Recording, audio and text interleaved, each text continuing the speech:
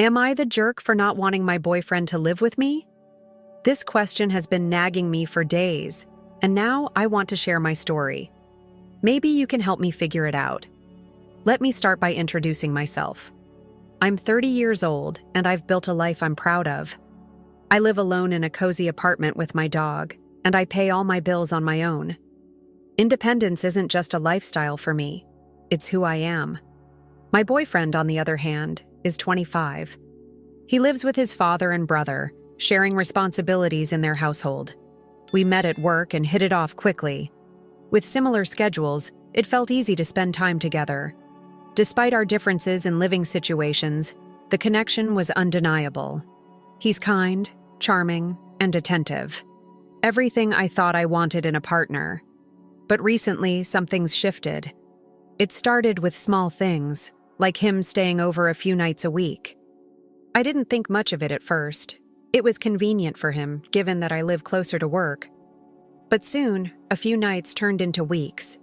He brought over clothes, toiletries, even a favorite mug. It felt like he was quietly merging his life into mine, and I wasn't sure how I felt about it. I don't want to sound ungrateful. He's helpful around the apartment, and he says he enjoys our life together. But my space, once my sanctuary, suddenly feels cramped. And I'm left wondering, should I have seen this coming? This is where my story begins. I hope you'll listen and share your thoughts because I can't shake the feeling that I might be doing something wrong. What do you think? Before my boyfriend entered my life, things were simple. I had my own rhythm, my own space, and a sense of peace that I'd worked hard to cultivate. My apartment is small, but it's perfect for me and my dog. It's a place where I can breathe, think, and recharge, a reflection of my independence. I've always valued living alone. There's something empowering about knowing that every corner of my home is exactly how I left it. My evenings were often spent reading, cooking, or simply unwinding after a long day at work. It was a routine I loved, one that gave me the time and mental clarity to focus on my goals and hobbies. Living alone also meant I didn't have to compromise. If I wanted to stay up late binge-watching a series or sleep in on the weekend without interruption, I could. My home was my retreat, a space free from the distractions and compromises that come with sharing it with someone else. Of course, I knew that relationships come with changes. I wasn't naive to that. But I also believed that being with someone didn't have to mean giving up what I'd worked so hard to build. My independence wasn't something I was willing to sacrifice, even for love. When my boyfriend and I started dating, I didn't imagine that my lifestyle would change much. After all, we were just getting to know each other. Yet, as time went on, his presence in my life, and in my apartment, began to grow. It was subtle at first, but now I can't help but wonder if I'm losing the balance that I cherished so much. Looking back, I realize how much I took that quiet stability for granted. Am I selfish for wanting it back? It all started innocently enough. At first, my boyfriend would spend a night or two at my place during the week. It made sense. My apartment is closer to our workplace, and cutting down his commute seemed like a practical solution. I didn't mind. In fact, I enjoyed having him around. Sharing meals, watching movies, and waking up together felt nice, special even. But then those occasional sleepovers turned into longer stays. A night or two became a week, and before I knew it, he was staying over most of the time. I started noticing small changes. His toothbrush appeared in my bathroom. A pile of his clothes began accumulating in my closet. He brought his favorite mug, his gaming console, even his own snacks for the pantry. It was as though he was slowly carving out a corner of my life for himself, and I wasn't sure how to react. At first, I tried to rationalize it. We were dating, and this was what couples did, right? We spend time together, share space, build connections. But I couldn't ignore the growing discomfort in the back of my mind. This wasn't what I signed up for, at least not yet. My once peaceful sanctuary now felt crowded, almost foreign to me. What bothered me the most was how natural it all seemed to him. He never asked if it was okay to leave his things or stay for days on end. He just did it. And while he was helpful around the apartment, doing dishes, tidying up, it didn't outweigh the unease I felt. My small space, designed for me and my dog, wasn't equipped to accommodate another person full-time. I started noticing other things too. The utility bills were creeping up, and while he offered to help occasionally, it was never consistent. Cooking and cleaning became more frequent, and it felt like I was hosting a permanent guest rather than sharing a home with someone I loved. I didn't know how to bring it up without sounding ungrateful or mean. Was I overreacting? Was I being too territorial about my space? I told myself it was temporary, but deep down, I knew something had to change. I just wasn't sure how, or if, I had the courage to speak up.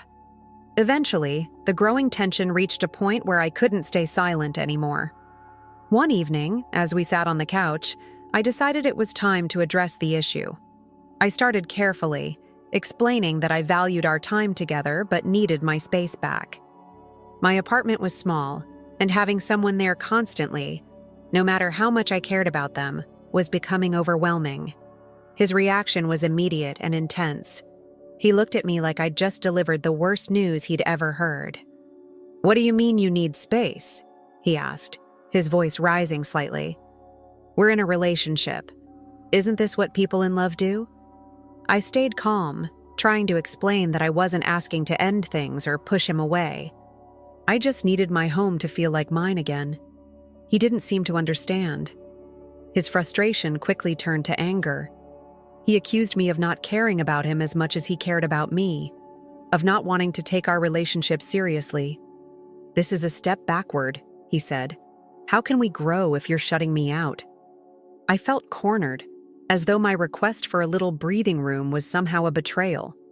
He stormed off, gathering the belongings he'd scattered throughout my apartment and leaving abruptly for work the next morning. His anger lingered in the air long after he was gone. For a moment, I wondered if I'd made a mistake. But as the hours passed, I felt a sense of relief. My space was mine again, if only temporarily. Still, I couldn't shake the guilt. Was I too harsh? Could I have handled it better? Despite his outburst, I stood by what I'd said. I needed my space to feel like myself. When he texted later, his tone was calmer. He said he'd accepted my decision, but the words felt loaded. Something told me this wasn't over yet. Just a few days later, as if nothing had happened, he asked to come over again. His message was casual, almost nonchalant, but it was clear what he wanted. I hesitated, my fingers hovering over the keyboard, unsure of how to respond. Eventually, I told him the same thing I'd said before. I needed more time and space. His reply came quickly and with a sharp edge. "Why are you still pushing me away?" he wrote. "I thought we talked about this." The frustration in his words was evident, but I held my ground. I explained again that I wasn't ready for him to move back into my space, even if he framed it as just staying over. The conversation didn't go well. He accused me of being cold and distant, of prioritizing my independence over our relationship. I stayed firm, but the tension between us only grew. For the next few days, he barely spoke to me. His silence was deafening, and I couldn't tell if it was meant to punish me or if he was truly reevaluating our relationship. I found myself replaying our conversations in my head, trying to make sense of the situation. His persistence was exhausting, but it also raised questions I didn't want to answer. Why was he so determined to stay at my apartment? Was it really about love and companionship? Or was there something else? Something I didn't want to see? Despite everything, part of me still cared deeply for him. I missed the good moments we shared, the ease of his company when things were simpler. But every time I thought about letting him back in, I felt a knot in my stomach. The balance I'd worked so hard to create in my life was fragile, and I couldn't afford to lose it again. For now, I decided to stick to my decision. I told myself it was for the best, for both of us. But the distance between us was growing. and I couldn't ignore the unease that came with it. Something had shifted, and I wasn't sure if we could ever go back to the way things were. The days that followed were filled with tension. When we did speak, the conversations inevitably circled back to the same points. He would tell me how much he loved being with me, how our time together felt like the closest thing to a real home he'd ever had. He said he wanted us to grow as a couple, to build something lasting. On paper, his words were touching. In reality, they only added to my confusion. I couldn't deny that he had good qualities. He was thoughtful in many ways, helping with chores, offering emotional support when I needed it, and always finding small ways to show he cared. But as I reflected on our relationship, I couldn't shake the feeling that his actions weren't entirely selfless. The longer he stayed at my apartment, the more I felt like I was shouldering responsibilities that weren't mine to bear. The increase in bills was one thing, but there was more to it than that. My routines were disrupted, my space felt claustrophobic, and my time, once my own, now seemed consumed by the demands of living with another person. I didn't mind cooking or cleaning, but the frequency with which I now had to do these things left me drained. It wasn't that he didn't help. It was that the dynamic itself felt off balance. I started questioning his intentions. Was this about us, or was it about convenience? Living closer to work, sharing expenses, having someone to lean on? Was I becoming a crutch for him? These thoughts made me feel guilty, even cruel. After all, wasn't love supposed to involve compromise? But at what cost? Deep down, I knew what I wanted: to maintain the life I'd built without feeling suffocated. Yet, every time I tried to explain this to him, it felt like I was speaking a different language. He couldn't, or wouldn't, understand my perspective. To him, my need for space was a rejection of him, a sign that I didn't value our relationship enough. As these thoughts swirled in my mind, I couldn't help but feel trapped between two conflicting desires: to hold on to my independence and to make this relationship work. It seemed increasingly impossible to have both. The contrast between life with him and life without him was stark. When he stayed at my apartment, the space felt full, too full. Every corner seemed occupied, not just with his belongings, but with the weight of shared responsibility.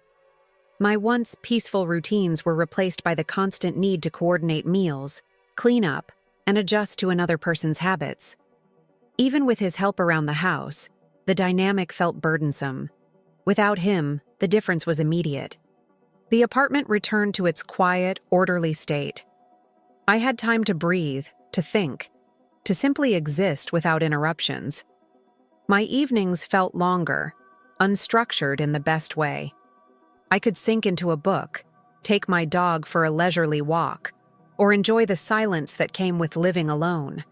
It wasn't that I didn't miss him. I did. But the simplicity of being on my own was something I had come to cherish. Financially, things also stabilized. With only myself to account for, the bills went back to their normal levels. I didn't have to think twice about leaving the lights on or running the heater longer than usual. The mental load of managing shared expenses, even unspoken ones, disappeared. Emotionally, I found myself more at ease. The tension that had built up over weeks of unspoken frustrations lifted, replaced by a clarity I hadn't realized I needed. The independence I'd fought so hard to maintain was more than just a preference. It was a cornerstone of my well-being. Still, in quieter moments, I wondered if I was being too rigid. Was it fair to prefer this solitude over the closeness of a relationship? Or was this simply a sign that we weren't as compatible as I had hoped? Either way, the difference between these two lives was impossible to ignore. It wasn't long before his reaction to my boundaries began to unsettle me. After the second time I firmly told him I needed more space, his frustration became palpable. At first, he tried to mask it, framing his insistence as concern for our relationship. "I just want to be with you," he'd say, his voice soft but edged with irritation. "I don't understand why you're shutting me out." But his persistence quickly turned into something else. He stopped reaching out as frequently, and when he did, his tone felt distant and cold. It was as though he was testing me, seeing how long I could endure the silence before giving in. The playful and understanding man I had fallen for seemed replaced by someone I barely recognized. A person who wielded emotional distance like a weapon. One evening, after days of minimal contact, he called. His voice was calm but strained, and the conversation quickly turned into an argument. He accused me of being selfish, of not valuing what we had. "Do you even care about me?" he demanded. "Because it feels like you don't." The conversation left me rattled. His words were laced with guilt-tripping and manipulation, making me question myself.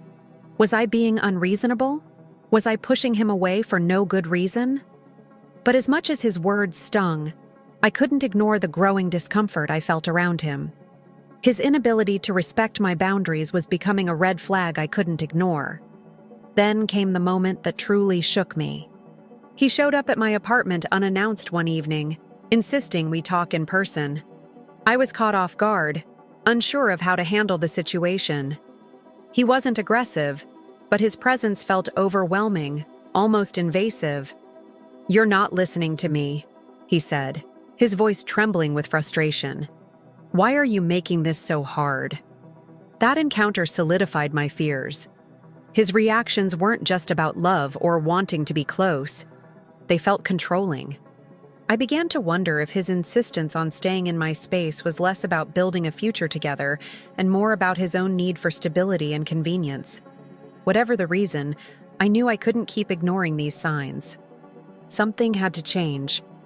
Now, I find myself caught between two worlds. On one hand, I care deeply for him. I love the way he makes me laugh, how he supports me when I'm feeling low, and the comfort of having someone to share life's ups and downs with. On the other hand, I can't shake the feeling that this relationship is beginning to encroach on something fundamental to who I am, my independence. The conversations we've had weigh heavily on me. He sees my desire for space as a rejection of him, as if my need to reclaim my home is a direct statement about how much I value our relationship. But that's not what this is about. It's about me needing to feel like myself, to have control over the one place where I can truly unwind and recharge. I know relationships require compromise, and I've tried to meet him halfway. But every time I think about letting him stay again, I'm overwhelmed by a sense of dread. The thought of losing my sanctuary, the peace I've worked so hard to build, feels unbearable. Yet the idea of letting go of him completely feels equally painful. What complicates things even more is how much his reaction to all this has changed my perspective on us. His persistence, his emotional outbursts, and his disregard for my boundaries have planted seeds of doubt in my mind. Is this someone I can truly build a life with? Or is this a glimpse of what the future would look like? Constant pushback against the boundaries I set. I want to believe there's a way forward, a way to reconcile these feelings without losing what makes me happy. But the longer this goes on, the clearer it becomes that we're at an impasse. I can't keep compromising my well-being, and he doesn't seem willing to accept my need for space. So here I am, stuck in the middle of a decision I don't feel ready to make. Do I stand my ground, risking the relationship? Or do I bend, hoping it won't break me? At this point, I don't even know what's right anymore. And so, here I am, laying it all out for you. This is the situation, the back and forth that's been consuming my thoughts and emotions. I've shared the good and the bad, the love and the frustrations. But despite all of that, I still can't figure out if I'm in the wrong here. I've always believed that relationships are about mutual respect and understanding. For me, that includes respecting each other's need for personal space. My independence isn't just a preference, it's a core part of who I am. It's what allows me to feel grounded and balanced in a world that can be overwhelming. Giving that up, even for someone I love, feels like too high a price to pay. But does that make me selfish? Should I be more flexible? After all, he says he loves me, and I believe him. He wants to build something meaningful, and I know he sees this as a step toward that. Maybe I'm the one holding us back, clinging too tightly to a life that I've outgrown without realizing it. Or maybe his actions, the way he's pushed, guilted, and resisted my boundaries, are signs of deeper issues. I don't want to accuse him of bad intentions, but his inability to respect what I've asked for makes me question whether this is truly a partnership or something more one-sided. So, I'm turning to you, the people who've listened to my story. What do you think? Am I being unreasonable for not wanting him to live with me? Or am I right to protect my space and my peace? I need to know if I'm missing something here, because right now, I feel lost. What would you do in my place? Am I the jerk?